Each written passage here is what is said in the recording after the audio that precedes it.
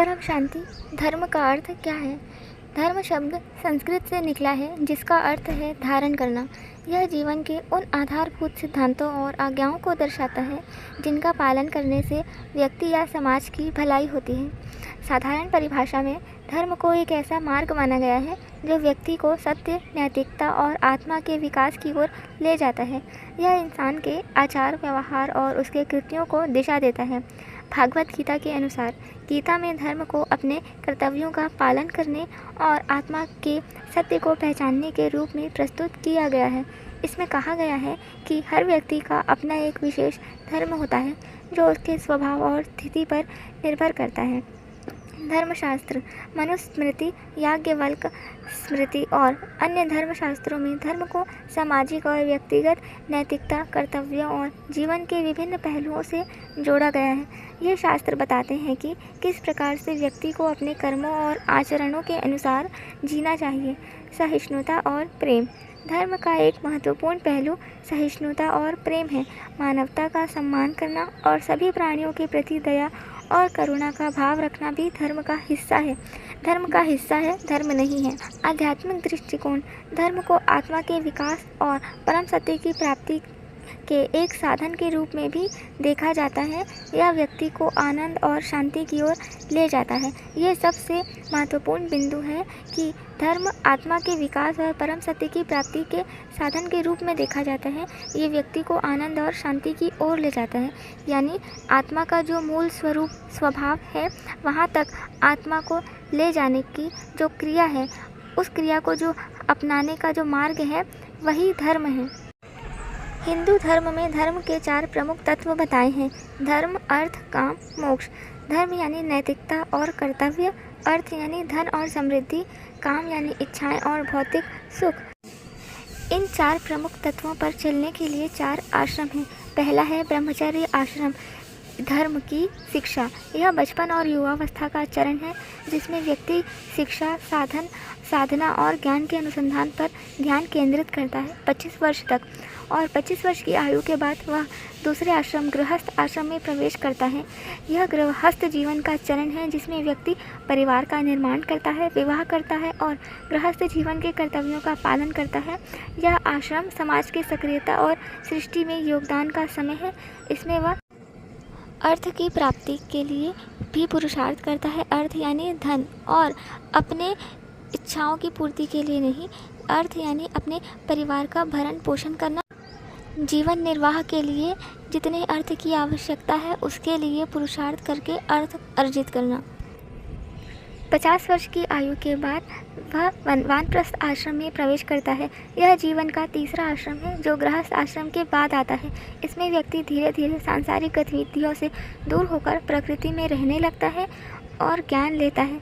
आध्यात्म का यह आश्रम 50 से 75 वर्ष की आयु तक रहता है और इसके बाद 75 वर्ष की आयु से संन्यास आश्रम आता है। यह जीवन का अंतिम आश्रम है जो वानप्रस्थ आश्रम के बाद आता है। इसमें व्यक्ति पूरी तरह से सांसारिक गतिविधियों से दूर हो जाता है और मोक्ष प्राप्ति पर ध्यान केंद्रित करने लगता है। यह आश्रम 75 वर्ष से 100 वर्ष की आयु तक रहता है। इसी में वह मोक्ष प्राप्ति पर पूरा ध्यान लगाता है। भक्ति मार्ग में पत्नी को भी धर्म पत्नी माना जाता है। पत्नी अपने पति के साथ धर्म, सत्य और नैतिकता के मार्ग पर चलती है। वह अपने परिवार और समाज में धर्म के नियमों का पालन करने में सहयोगी होती है। एक नियम था, दोनों धर्म के मार्ग पर चलेंगे। पत्नी और पति को शिव शक्ति या पुरुष प्रकृति भी माना जाता था। इसीलिए पहले डाइवोर्स की प्रचलन ही नहीं थी, मान्यता ही नहीं थी, क्योंकि वो एक ही आत्मा के 2 अंश 2 रूप होते थे और धर्म के मार्ग पर चलते थे। जैसे जैसे सनातन धर्म लुप्त होता गया, अन्य विधर्मियों के आने से सनातन धर्म की बहुत क्षति हुई है। धर्म की परिभाषा भी काफ़ी हद तक लोग भूल चुके हैं। अन्य धर्म है ही नहीं, वो अलग अलग कल्चर्स हैं, संस्कृति हैं। वो जहाँ जहाँ से आए हैं वहाँ वहाँ की सभ्यता संस्कृति लेकर आए हैं जो वो यहाँ फॉलो करते हैं। हमारे बापूजी की वीडियो है। अलग अलग धर्म, दूसरे दूसरे ब्रह्मांडों, गैलेक्सी, यूनिवर्स से आत्माएं यहाँ आई हैं और उन्होंने ही यहाँ इतने अलग अलग धर्म संप्रदाय स्थापित किए हैं। सनातन क्या है? सनातन का सही अर्थ। सनातन शब्द संस्कृत के सनातनम से आया है जिसका अर्थ है शाश्वत, नित्य या सदा रहने वाला। हिंदू धर्म में सनातन धर्म का अर्थ है वह धर्म जो शाश्वत है और जो हमेशा से मौजूद रहा है। यह एक ऐसा धर्म है जो केवल किसी विशेष समय, स्थान या समाज तक सीमित नहीं है, बल्कि यह सभी लोगों और सभ्यताओं के लिए सार्वभौमिक है। सनातन धर्म का तत्व वेद, उपनिषद, पुराण, भागवत गीता आदि ग्रंथों में वर्णित है। इसमें जीवन के मूलभूत सिद्धांत, नैतिकता, धर्म, संस्कृति, योग और आध्यात्मिकता के अनेक पहलुओं को शामिल किया गया है। सनातन का वास्तविक अर्थ केवल एक धार्मिक या आध्यात्मिक पहचान नहीं है, बल्कि यह मानवता और सृष्टि के प्रति एक गहरी समझ और संबंध का प्रतीक है। सनातन का अभ्यास करने वाले लोग सर्वोच्च सत्य और धर्म के मार्ग पर चलने की कोशिश करते हैं और जीवन के अंतर्गत आने वाले विभिन्न क्षेत्रों में संतुलन और सामंजस्य बनाए रखते हैं। संक्षेप में, सनातन का अर्थ एक शाश्वत और स्थायी सत्य है, धर्म है जो समय और काल के परे है। यहाँ एक शब्द आया है, समय और काल के परे है।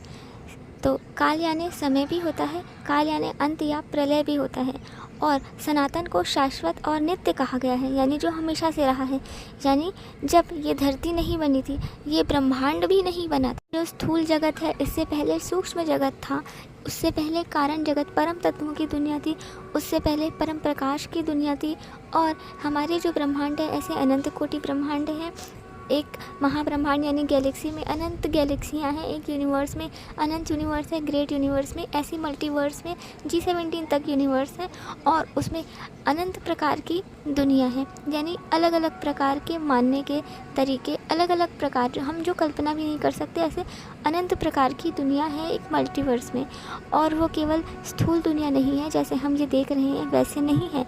वहाँ सूक्ष्म दुनिया भी है, परम तत्वों की दुनिया भी है, परम प्रकाश की दुनिया भी है। सनातन आदि और अनादि सनातन है। हमारे ब्रह्मांड का जो है वो अनादि सनातन है। कुछ 2-3 हज़ार वर्ष या 5,000 वर्ष पहले से नहीं, हमारे ब्रह्मांड के शुरुआत से है। ब्रह्मांड में समय समय पर अर्ध प्रलय, प्रलय, कल्प प्रलय होते रहते हैं। जैसा कहा गया है, समय और काल के परे, तो 4 युग पूरा होने पर इस धरती में फिर से एक नया चतुर्युग आता है, सतयुग आता है, यानी कि एक युग की आयु समाप्त हो जाती है। त्रेता युग आता है, त्रेता युग की समाप्ति पर द्वापर आता है, द्वापर युग की समाप्ति के बाद कलयुग आता है। और जब ये चारों युग समाप्त हो जाते हैं तो फिर से नया सतयुग आता है। तो ये समय के परे है। अनादि सनातन जो है वो समय के परे है। और प्रलय भी होते रहते हैं, तो काल यानी कि प्रलय भी होता है, तो उसके भी परे हैं। ब्रह्मांड में ऊपर के लोकों में भी समय अलग अलग है, अन्य ग्रहों में भी समय अलग अलग है, और परम धाम में तो समय ही नहीं है। ब्रह्मापुरी तक के समय होता है, उसके ऊपर विष्णुपुरी, उसके ऊपर शिवपुरी में, और परम धाम में तो समय ही नहीं है।